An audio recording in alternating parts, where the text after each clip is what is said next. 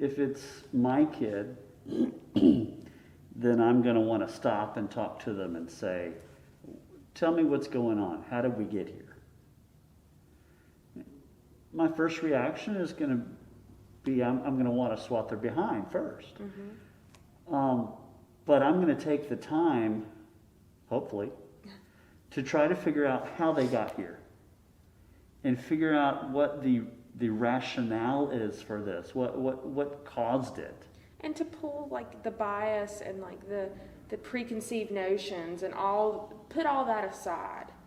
I think that's very hard, and it has been for me in my personal experiences, is put my emotions towards even that person to the side and say, you know, they're a child of God. They're not just, you know, that person.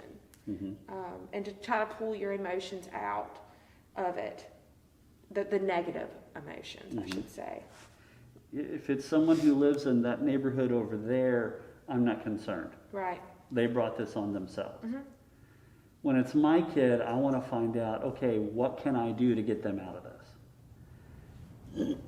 I think too often we forget that statement you just made. This is a child of God.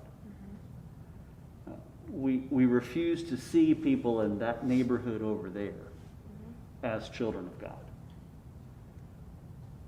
Because we tend to look more within the walls of this church and say, these are my people. And I don't need to worry about them. And yet Jesus calls us outside the walls of the building. He calls us into the communities. He goes and he visits with the publicans and the tax collectors and the sinners and the prostitutes and the... Well, his tabernacle constantly moved around.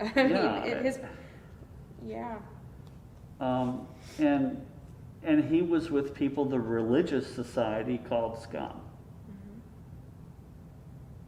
And I think too often we get too comfortable within the definitions of who belongs to our circle, that we forget that we're called to invest in the lives that are outside our circle. Absolutely.